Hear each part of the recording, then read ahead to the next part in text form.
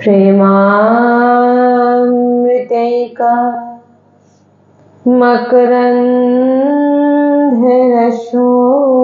मकरन्धरसोगपूर्णम् हृत्तर्पितं मधुपते स्मरतापमोग्रं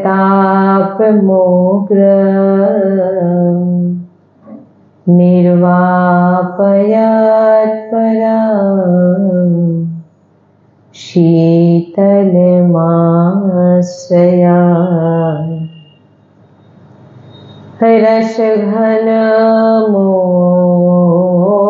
रसघनमोहनमूर्तिं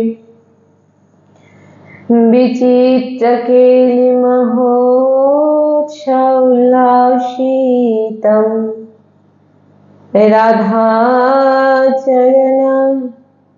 विलोलिता रुचिराशिखण्डं हरिं वन्दे। श्री राधा वल्लभ लाल की परम सच्चिदानंद घन आनंद समुद्र परात्पत प्रेम रस प्रवाही श्रीमद श्री वृंदावन धामे समस्त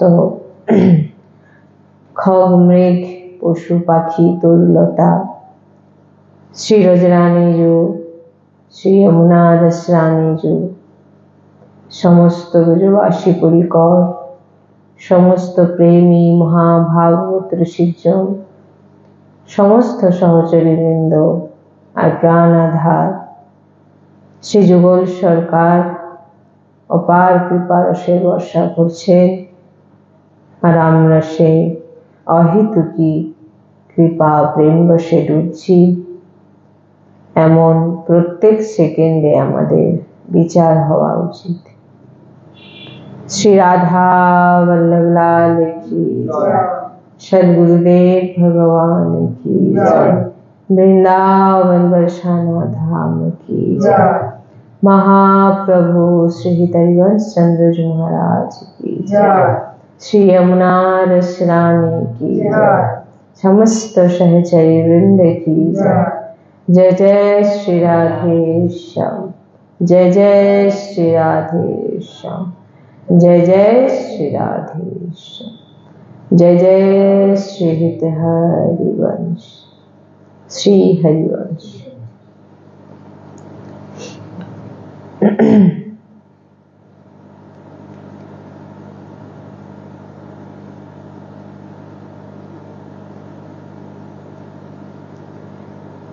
श्री सद्गुरुदेव भगवान कृपाय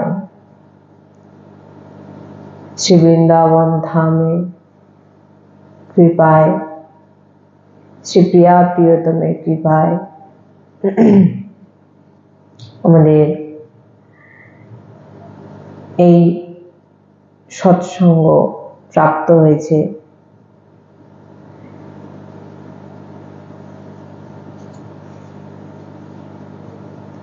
সৎসঙ্গ, সদ্বিচার, সৎশাস্ত্র ও দুঃখ এই চারটি বিবেকবানকে সংসার থেকে সম্পর্ক বিচ্ছেদ করতে সাহায্য করে। সৎসঙ্গ, সদ্বিচার, সৎশাস্ত্র ও দুঃখ এই চারটি বিবেকবানকে সংসার থেকে সম্পর্ক বিচ্ছেদ করতে সাহায্য করে। আর যতক্ষণ না আপনি এই চারটি আশ্রয় না নিচ্ছেন ততক্ষণ কিন্তু সংসার থেকে সম্পর্ক বিচ্ছেদ হবে না। ভগবত মার্গ মানে জানতে হবে সংসার থেকে বিচ্ছেদ। সে বিচ্ছেদ আপনাকে কে করাবে? সৎসঙ্গ। সৎসঙ্গ থেকে আপনি সদ্বিচার প্রাপ্ত হবে, সদ্বিচার থেকে সৎশাস্ত্র, কারণ যেখানে আপনি সৎসঙ্গ শুনবেন, যে সদ্গুরুদেবের আশ্রয় নেবেন, তিনি বলে দেবেন কোন গ্রন্থ আমাদের অধ্যয়ন করতে হবে এবং কিভাবে করতে হবে এবং কিভাবে ধারণ করতে হবে সেটাও বলে দেবে। এবং দুঃখ যতক্ষণ জীবনে না আসবে আপনি কখনো সংসার থেকে বিচ্ছেদ নিজেকে করতে পারবেন না। অনেক বছর ধরে সাধনা অনেকে করছে, কিন্তু তাতেও তত্ত্ব লাভ হয় না। কেন না? সৎসঙ্গই পারে আপনাকে এই সমস্ত কিছু প্রাপ্ত করে দেওয়ার মতো সামর্থ্য সৎসঙ্গেই আছে।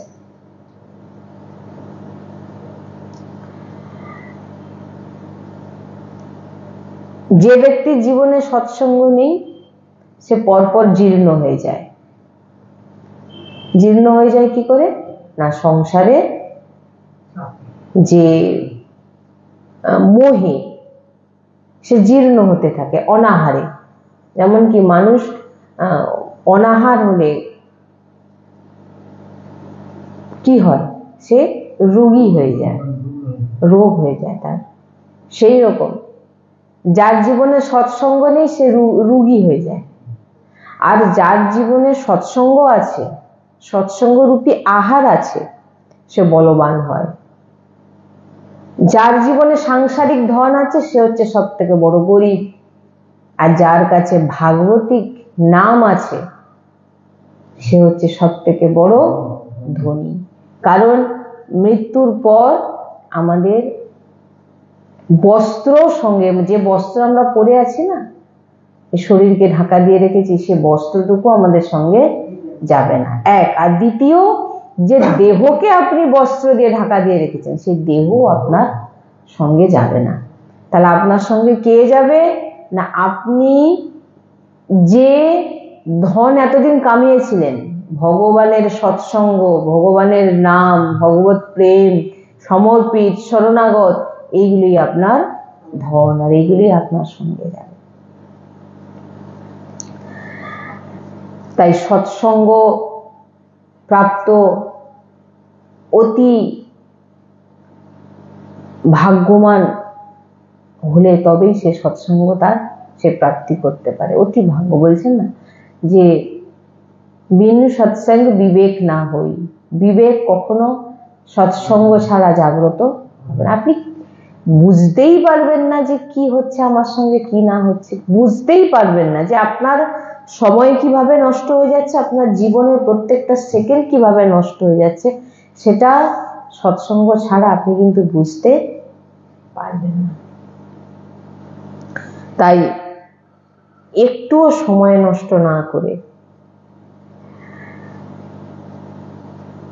অর্থ সিন্ধুকে বন্দি করা বলছেন করে রাখা যেতে পারে, কিন্তু সময়কে বন্দি করে রাখা যায় না। তাই সেই জন্যে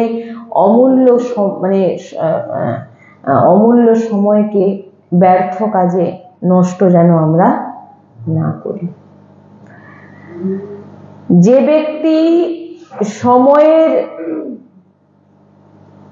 সঠিকভাবে কাজে লাগায় না সময়কে, সে কোথাও সফল হতে পারে না। কারণ ভোগী বস্তুর সব থেকে প্রেমী জিনিস হয় অর্থ আর নিদ্রা। ঘুম, নিদ্রা। বলছেন যে নিদ্রাকে দেখবে বেশি ভালোবাসে, আর যে নিদ্রাকে ত্যাগ করে নিয়েছে সে পরম প্রাপ্ত মানে পরম পদ প্রাপ্ত হয়ে যাবে তার। তাই সময় চলে যাচ্ছে, সময়কে সৎ কাজে লাগান। যে সাধক সে অসতের বিমুখ হবে। যিনি মনে মনে করছেন, ভাবছেন আমি তো সাধক, আমি ভগবানকে প্রাপ্তি করতে চাই, বলছেন যে সে কিন্তু অসতের প্রতি বিমুখ হবে। অসৎ কাকে বলা হয়েছে?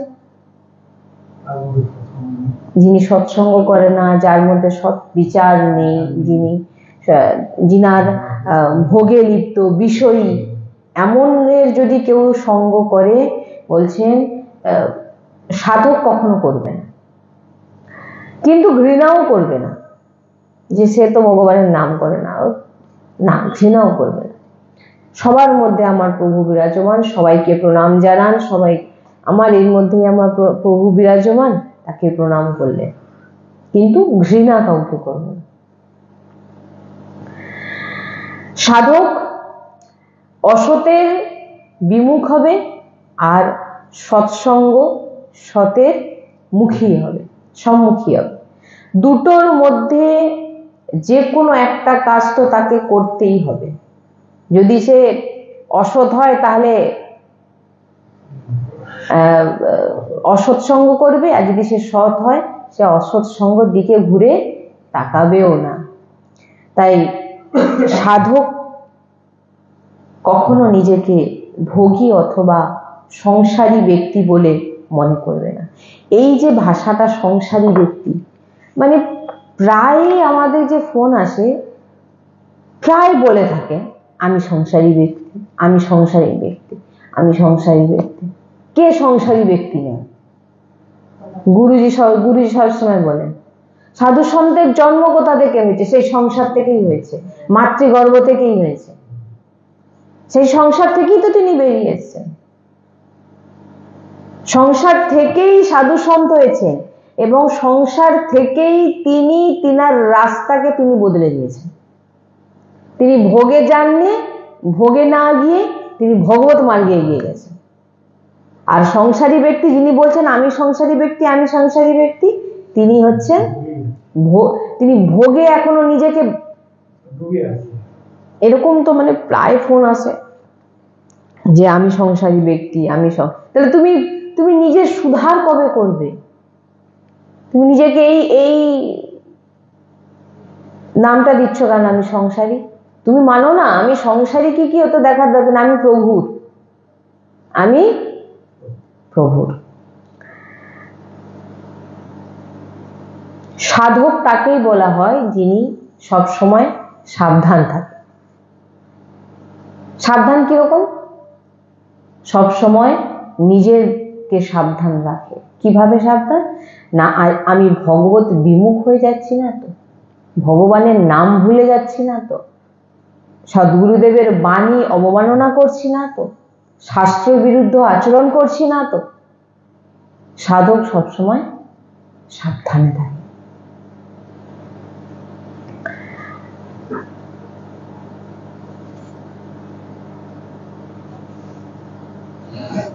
সাধক যিনি হন, যিনি ভগবত প্রাপ্তি করতে চান, ভগবানের প্রেমিক হতে চান, কালকে আমাদের সৎসঙ্গে আমরা এই বিষয় নিয়ে আলোচনা করছিলাম যে